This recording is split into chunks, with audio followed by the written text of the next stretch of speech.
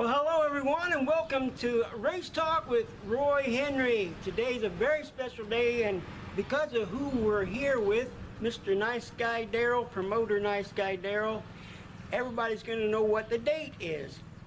And Darrell, what is the date today? Today is June the 30th. June 30th, 2016. Darrell, I just want to say thank you for doing this interview with us today. We didn't let you know that we were coming here today. No. And so you took time off of your day to do this interview with us. And we thank you for being a witness, inducting Marvin Burton into the Hall of Fame. I know that he was happy to have you there with us during that time. Darrell, I was brought to VCS last year towards the end of the season, and you were nice enough to let me become the announcer there at VCS. And I just want to say thank you to you for letting me become a part of VCS, learn how it works, and learn the people. It's always good to be part of a new experience because it's a part of learning. And Darrell, what I'd like to say is to let everybody know, and especially you, because most people know that I go around and I talk to all the drivers, and then I get up and I talk with all the people. And now going out and doing these interviews, we're meeting people from everywhere. We just talk to a lot of people. And I would like to go on the record to say every driver and every person that I've ever talked to about VCS or Darrell, they all say the same thing. They like Darrell. And that's why he's called Promoter Nice Guy Darrell. They don't have a bad thing to say about Darrell. But the number one good report that I get about Darrell is that he is the best prep man that they've ever seen.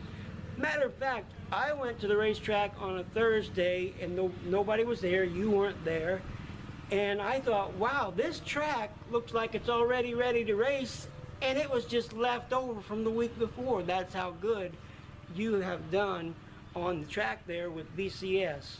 In your experience of working with VCS, who are some of the people that's helped you out the most? Well, I've had a few good people help me out. Jordan Campbell, which is my girlfriend, she spent a lot of time doing things for me behind the scenes. She doesn't get enough credit for helping out. I've had a lot of good people help out the track. I'd like to mention a lot by name. Well, I already know one that is next to Jordan. It has to be your dad. Yeah, my dad. He's a big influence showing me how to run a grader. I never had been on a grader in all my life until I got my first track, which was down at Charleston. And Dad always graded the track. He always did. And I'd go out there and tell him what I wanted done to it, and he would grade it. And then I would go out and do all the watering on it and the sheep splitting and everything else. And it got to the point where he couldn't make it. He'd have to go pick my mom up from work and things like this. And it would put me there really late at night because I always watered the track later that night and then the next day for the races. So I decided it was time that I'd get on and do it myself and take the experience that he had showed me and put it to work. And I'll be honest with you, I was intimidated because I was afraid that I was really going to mess it up. You're on a pretty good sized piece of equipment and you're moving dirt and you don't want it rough. You want it as smooth as you can for the drivers to give them a good racing service. And it took me a long time at first. I mean, I'd go around the track and I'd barely touch it with the blade, and then maybe at times I would start digging in. But I just took my time. I started off really slow. Like in anything you do in life, you start off somewhere and you work your way towards your goal. And that's what I did. I just started off slow. As I started getting the hang of it, I could go a little faster. Even at that, you've always heard the first cut is the deepest. Yeah. Well, the first cut you do, that's where you've got to decide basically where you want the track for that week. Every week the track changes. You can't control the weather, the humidity, the moisture, and things like this. There's a lot of things that go in to prepping a track, and there is an art to it. I'm not saying that, I'm the best at doing it. I just know that, it came natural to me more so than what I thought it would. Well, you're saying you're not the best that's been doing or does it, but for the drivers that I've talked to, which is every driver at VCS, they all say that they're very happy with the track. And then the sprint cars, your dad mentioned also, the sprint cars were happy with the track. Yeah, well, when it comes to racing, I try to do everything from the heart. So I go out and I do it like I was going to do it for myself. Now, Darrell, I'm going to talk about something that a lot of people don't know. And when we talk about Nice Guy Darrell, first of all, we want to talk about your mom. Not only did your dad come to the races, but your mom was with your dad at VCS.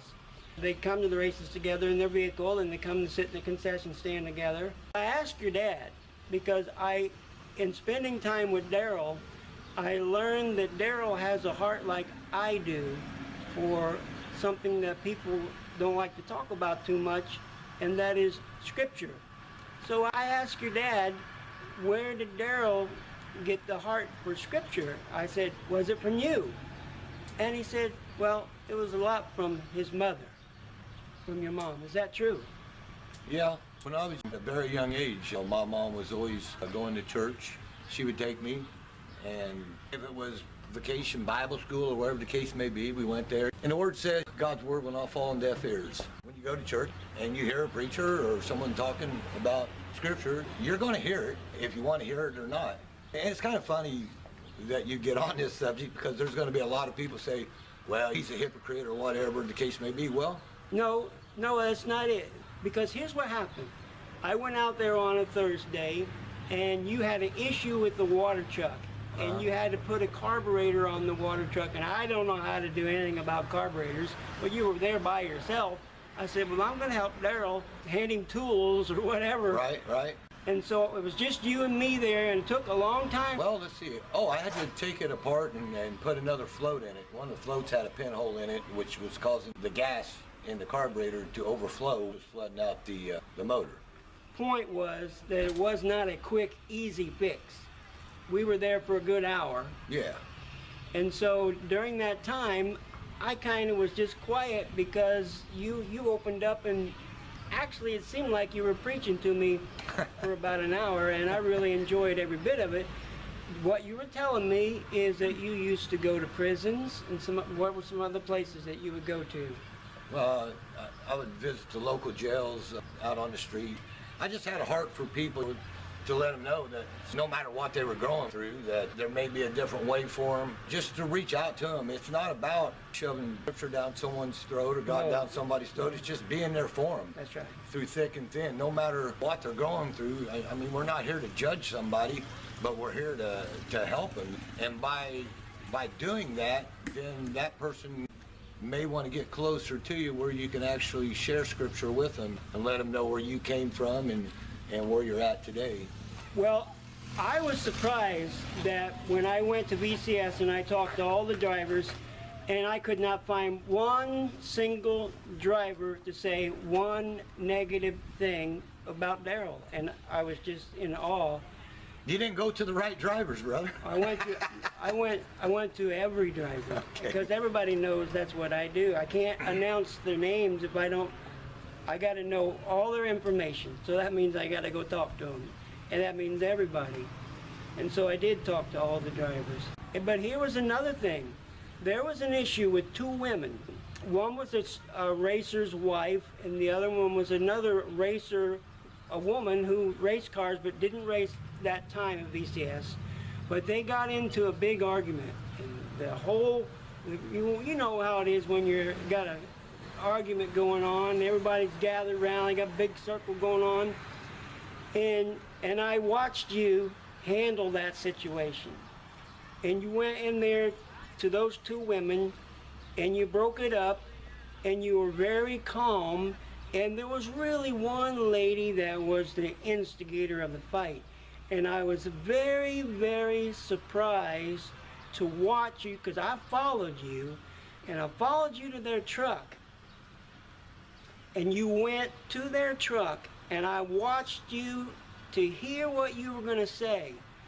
And you said, I'm sorry that there's been a situation here, and we really can't have that going on here, but I just want you to know that you need to come back here next week. That's what you said. So, in other words, you're treating people the way that you wanted to be treated. And so I thought, well, this must go back to his heart for scripture, because apparently he really is nice Guy Darrell. Well, I appreciate that. You know, there's a lot of negativity in the world, and a lot of times we bring it on ourselves, me included. But I really have a heart for people, and I want to try to help people out as much as I can. And I'm limited to what I can do in all areas. You have people say you need to listen to the drivers. And this is anywhere, any track. A lot of promoters hear this. And the thing is, I can speak personally for myself. I do listen to the drivers. It may not seem like it at the time, but I get phone calls and messages and texts all the way up until 2:30 in the morning. I wake up to that every morning. It consumes a lot of your time trying to answer people and things. And a lot of people don't see what you go through every day. They only see what happens at race time. And it's 24/7, 365 day job. I mean, it goes on all year long. Even when racing season isn't going on, you're still answering people's questions. You're still trying to figure out what you're going to do the following year. Darrell, what year was it that you started with VCS? It would have been 2015. Oh, so that was the year I got there. Yeah, the year you got there, we were trying to find an announcer, and then we had people filling in here and there. The next thing I knew, somebody had brought you there. Darrell, this is video number 8. And our very first video was with Roger Williams, who had been coming to Henry Speedway for 50 years. Our second interview was with Bob and Gail Camp, who have been part of K-Motion Racing, and K-Motion Racing had been with Henry Speedway for way back from the beginning. They were the #1 sponsor that we can remember. And so then our third interview was with Clint Hall. Video number 1 was inducting Roger Williams into the Wall of Fame, which are the fans. Video number 2 was interviewing Bob and Gail Camp of K-Motion Racing, which was to induct them into the Mall of Fame, which are the sponsors. These are businesses that are associated with the racetrack, even today, such as where we were at last night at CarQuest of Attica. Then our third video, we had hoped to go to Larry Cope's house in Leroy, Indiana. What changed our course from getting to Larry Cope's house was a very special thing that took place at VCS, and it was a race that involved Clint Hall in the factory stock, we call him Pure Street at the other racetrack.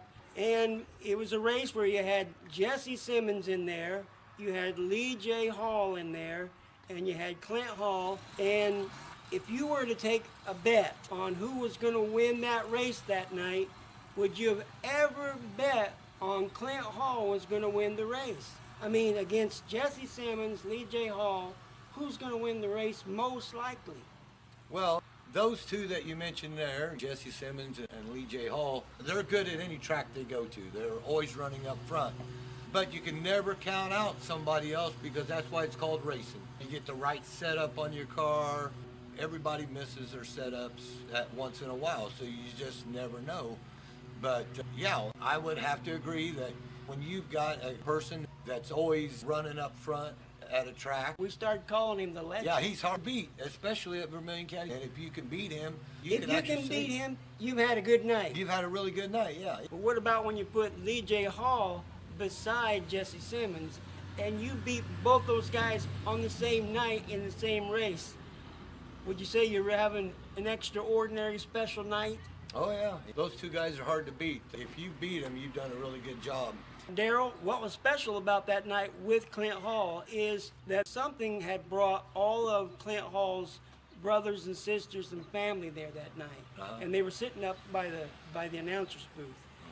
And so it was just an exceptional moment to have those people there when this miracle race is taking place with the brother, their son, their uncle, and just to have this happen, to me, it seemed like a miracle win. As a matter of fact, I remember when after the checkered flag was thrown and he was pulling around, you got to get weighed and then you're getting ready to go to the victory lane.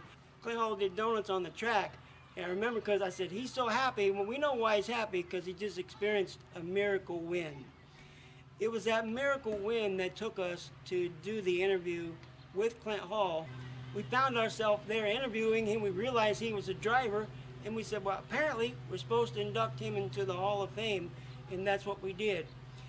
Now, one of the things that we had talked about in that interview was an incident that happened at another racetrack where Clint was involved in an accident, and in the heat of the moment, he acted in a way that he wishes he didn't react. And so in the video, he apologized for his actions. But I would like to ask you, in front of all the people, what it was like for you as a promoter to have Clint Hall, to have Lee J. Hall, to have Lee Joseph Hall there racing at your track. Well, it's always good to have family like that at a track. That's what racing's all about, is family. And when you bring family together, to me, that's racing. You hear your racing family. You have two different families at a track. You have your racing family and you have your family. And when you combine both those together in the racing, it's extra special, because that even brings family even closer together. I mean, you meet a lot of people out at different tracks, and you can call them your racing family. But when you actually have a family that races together, it makes it that much more special. And of course, you're always happy to see families that are into racing come to your track. It's always special to have that. Now, we already just talked about there was that argument with the two women in the pit area, and we saw how you handled that. Has there ever been an incident with drivers that caused you to say, I'm going to ban you from the track and you can never come back? Sometimes you have to take a situation and address it, because it is very emotional out there. Your adrenaline is flowing, and sometimes we react in ways that we normally wouldn't react. And we do and say things that are stupid. I've been on both sides of the fence. I've been a driver, been upset, said things to the promoter, said things to the flagman, said things to the people that work at the track, said things to drivers. And then after you calm down, you realize how childish you were in doing it. And it doesn't make it right. We can't use that as an excuse. We have to try to get control of that, and it's a hard thing to do. I think if a person continues to do something that you've addressed, maybe you might not have an option but to do that. Darrell, since you started VCS at 2015, can you name one driver that you've had an issue with, that you had to bar from the track? I've had to for 2 weeks, yes, because of certain incidents, but I haven't had to bar anybody for the rest of the year or life. No, you have rules and you have to follow them.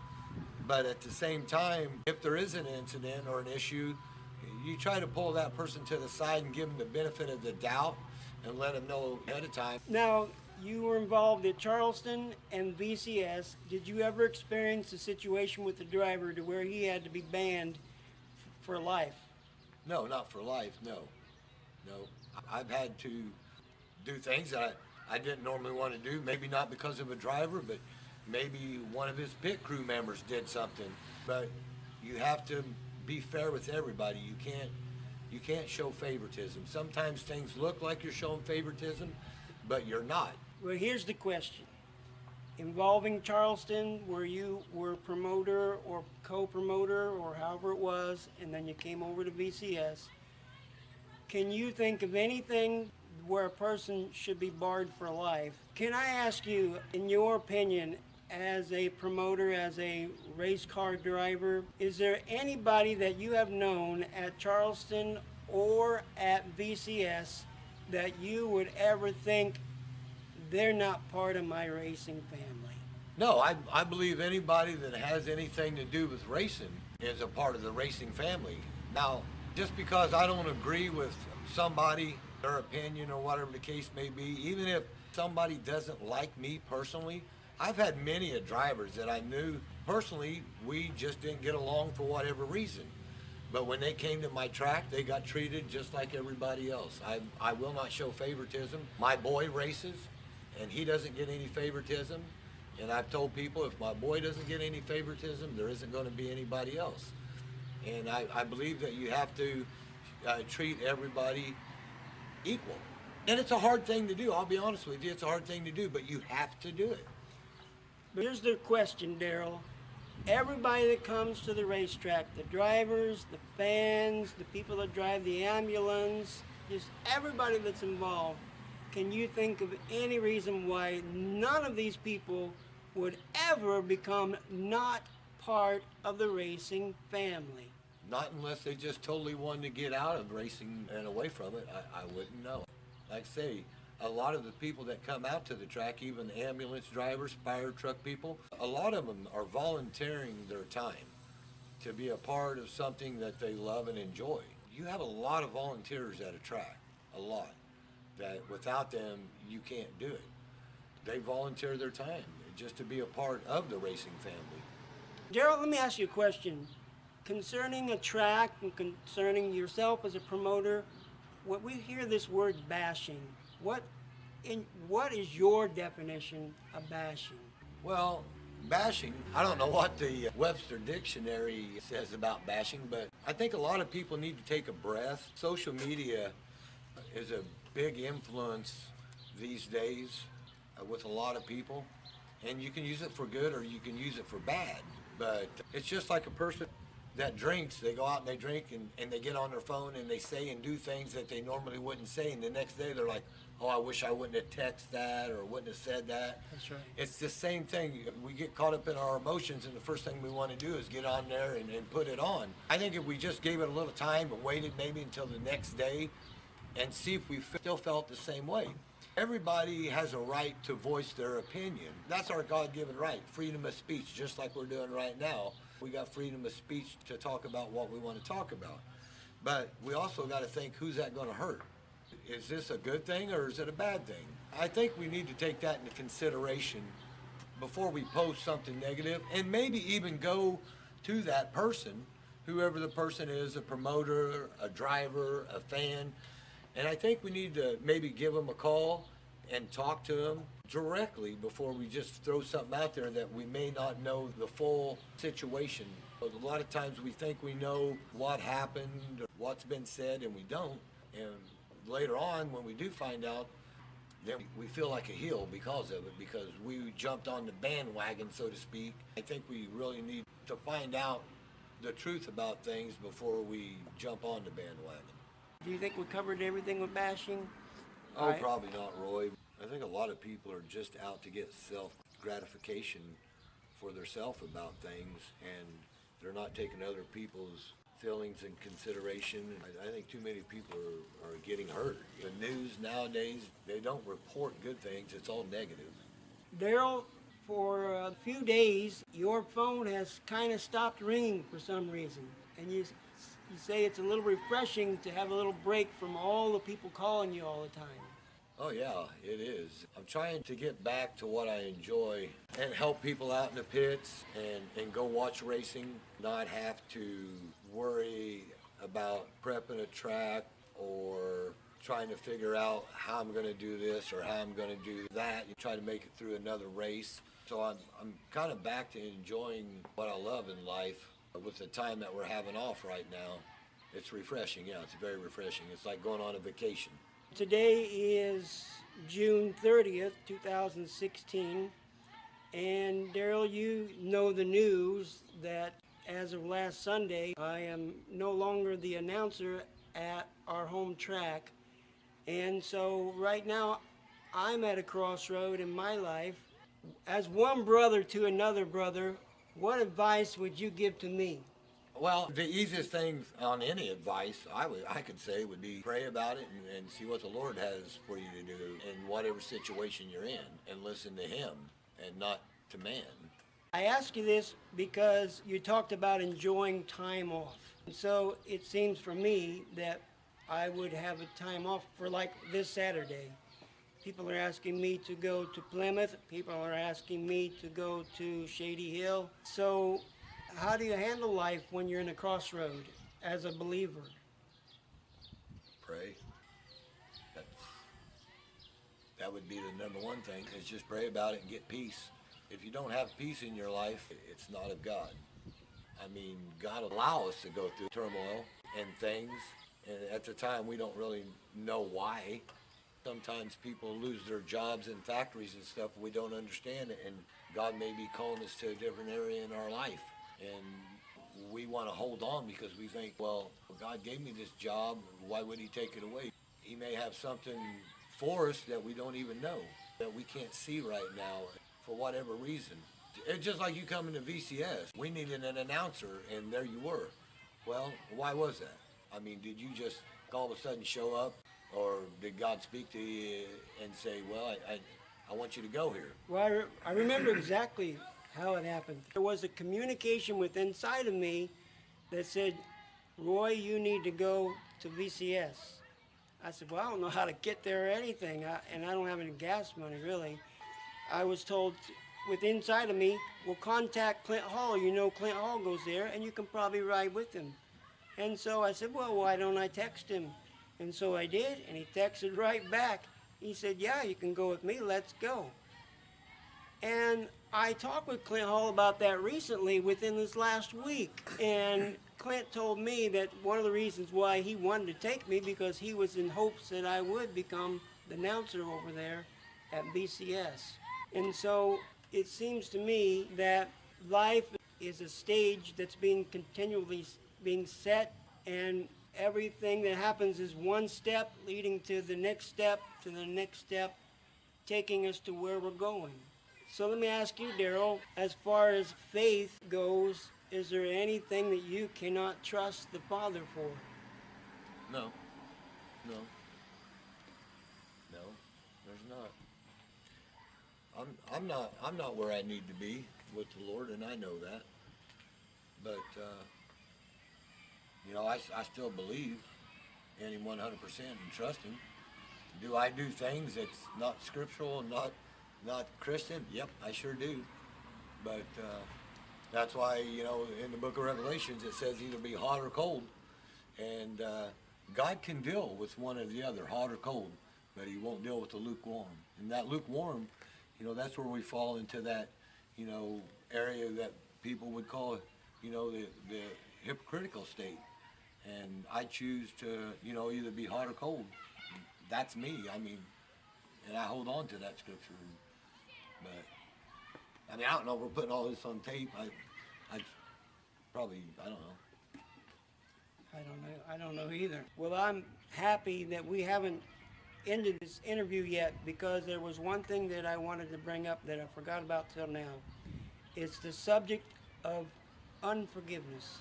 And as a track promoter, can you think of anything that could ever have happened or ever would happen at a racetrack to where you could never forgive a person that done something while you were a promoter or driver? Or is there anything that someone could do within our racing family that we could never forgive them?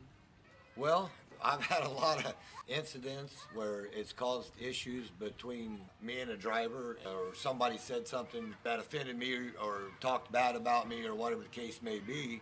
And when they come back to the track, it's hard. But I treat them the same as I would my best friend. I'll be honest with you, I've had to borrow friends from a track. But when you're talking about borrowing, you're talking about a week or 2 weeks. Yeah. I mean, sometimes, as a child, you get spanked. There's a difference between a spanking and a beating. If your child messes up, you're going to give him a swat on the butt. I mean, I'm just using that as an example. If somebody messes up while they're out there, you might have to give them 2 weeks to think about what they did. I've had to do that, and I've had people come back, and I've never had an issue out of them again. At our home track, since the track reopened in 2014, people have talked about establishing the Hall of Fame. Let me ask you, have you ever considered the history and the heritage of Vermilion County Speedway? What would you feel about if someone would try to establish a Hall of Fame at Vermilion County Speedway? Well, I think our history in racing is very important to our future. no matter where it's at. You see a lot of tracks closed that may not have that opportunity to do it. There's less and less tracks open to where we can actually do something like that. Personally, I think it would be a good thing. I don't know where or how to go about doing it, but it would be pretty neat to take your grandkids to and say, well, hey, this is where grandpa used to race or your uncle used to race or whatever the case may be. Yeah, that'd be cool. I would enjoy it. It's like going to the NASCAR Hall of Fame. You can see where over the years where the drivers in the past and what the cars used to look like, and now look at what the cars look like. If you didn't have that past to show everybody, you couldn't see how far racing has came. And it's the same way with dirt racing. To the way a late model used to be to the way a late model is today. Without pictures and history, you would never know how far it's came.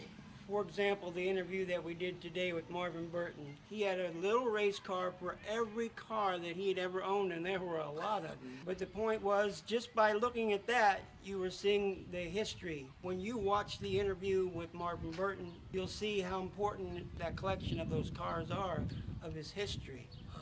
And so, what would you think if every track started to remember their history? What would you think if every track started to have at least one night a year to have Hall of Fame night at their track? I think it'd be kind of cool. I think the fans would enjoy it. Not only the drivers, but the fans. That'd be like fan appreciation night, so to speak. That'd be pretty neat, really. Well, what I had thought about was if Vermilion County Speedway had a Hall of Fame night, and I have been working with Wild Graphics. Wild Graphics is the one that made this right here. And Wild Graphics could take this, like right here where they got the little hole right here, and go up here and come up to here and go right here and right here. Just this area right here, if we were to take that much and have a little sign like that for each driver, and then it had the little holes there to where we could clip it onto the fence down there on the bottom in front of the bleachers, and have one for each of the old-time drivers. And then because you have a Hall of Fame, Wall of Fame, and Mall of Fame, you'd have the driver that's being inducted into the Hall of Fame, and you'd have his #1 sponsor into the Mall of Fame, and you'd have his #1 fan that was there into the Wall of Fame. That was just an idea that I had. I can just see Vermilion County Speedway or every racetrack have those little signs put on their fence down on the bottom in front of their bleachers, so as they walk from one bleacher in to the other bleacher in, they could see all the past drivers there. Well, that'd be neat. I never thought about anything like that. That'd be really cool. It'd be cool. It'd really be nice if you know, there was a building, just a building, you know. Oh my! What have you just done? You didn't know we were going to... I had not talked to you about a building, had I? No, I mean, it would be nice to have a building where the people could go in and just see, you know, from way back when, you know, like, just say like Vermilion County, the track first started, you know, the people that raced there or the previous tracks before that, you know, just racing itself. I mean, you know, where certain drivers started out at, what kind of car they started in, and when they retired, what were they in, or through that period, what did they race, things like that. It'd be really neat, yeah. Before we say goodbye, is there anything else that you want to say to anybody while you're on camera about VCS or anything else? Well, I just really want to keep this racing alive, and I just reach out to everybody to support your local track. Get the youth involved, you know, and just keep this sport alive and keep it from dying. Do whatever you can to save it. That's about it, man. I just, you know, I enjoy it, and I want to see it around for my grandkids to be able to go somewhere and race.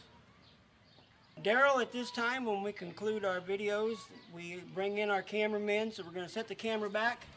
Okay, at this time, we're going to bring in our cameraman. We'll bring Cameron, the cameraman. Come on in here, Cameron. And Trevor. And nice guy, Promoter Darrell. Thank you for watching Race Talk with Roy Henry. Bye.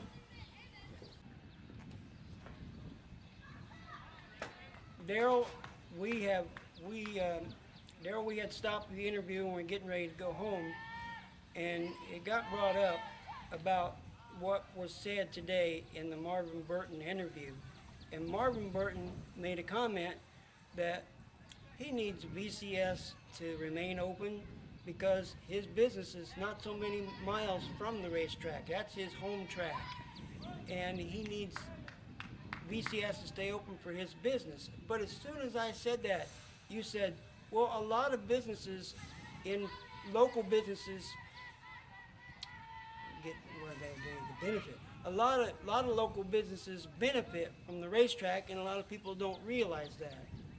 Well, yeah, it's like, when my boy and I head out to go to a racetrack somewhere, there's times we forget things. We have to stop at a local retail store or a mom and pop's business or something to get it. It could be anywhere from maybe a cooler, ice, drinks, food, anything. I mean, you could stop and buy poster paper, a roll of tape, gasoline. There's a lot of businesses that survive off of a racetrack that people don't realize, because you're bringing people in out of the community, and we all forget something when we leave home, and we gotta get it. Darrell, there was, in the Marvin Burton interview, or with talking to Marvin Burton today, you and I and Marvin all sat, we were all five of us all together for about an hour before the Marvin Burton interview started, and then you left. But somebody told a story about I think maybe you didn't hear this part, maybe it was Marvin Burton. Marvin Burton might have been the one to tell the story where there was a racetrack that they were getting ready to do summer nationals at a racetrack. And he had went there at 10 o'clock in the morning to that racetrack, and there had been some kind of storm come, and he said, there's no way that they'll have racing that night at that racetrack. And he said what happened was people from the community came out and helped that racetrack and did everything they could. And they said, and Marvin went on to say that that racetrack raced that night, and the track was better that night than it had been during the year. The point was that the community came out to support the racetrack.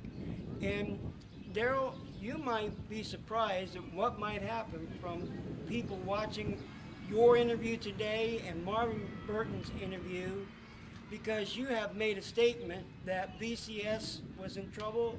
I'm not quite sure, I don't remember, you said something, but VCS needs the support of the community.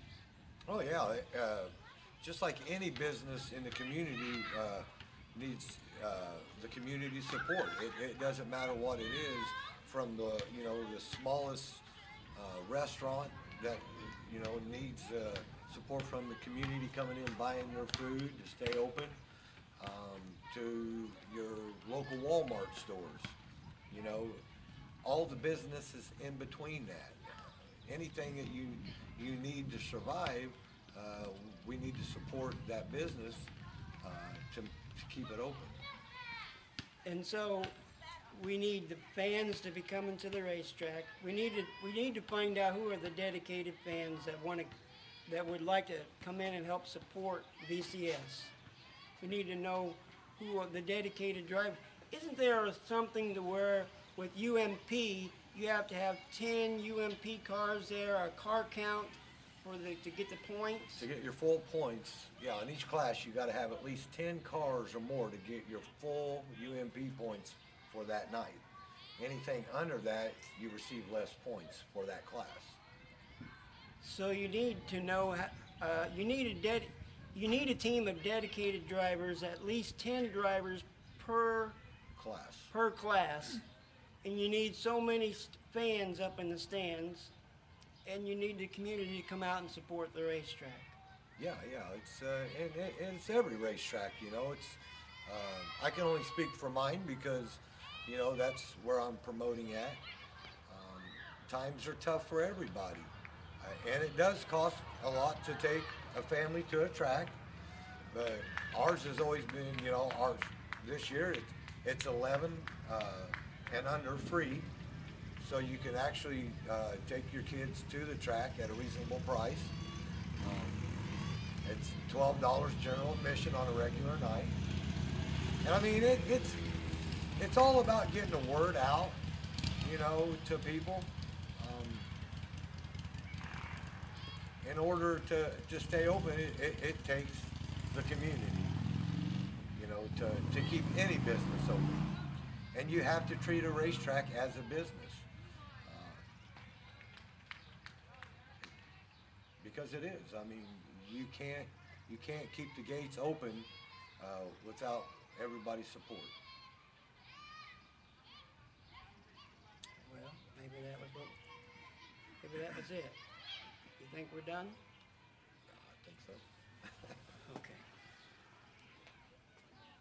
I guess.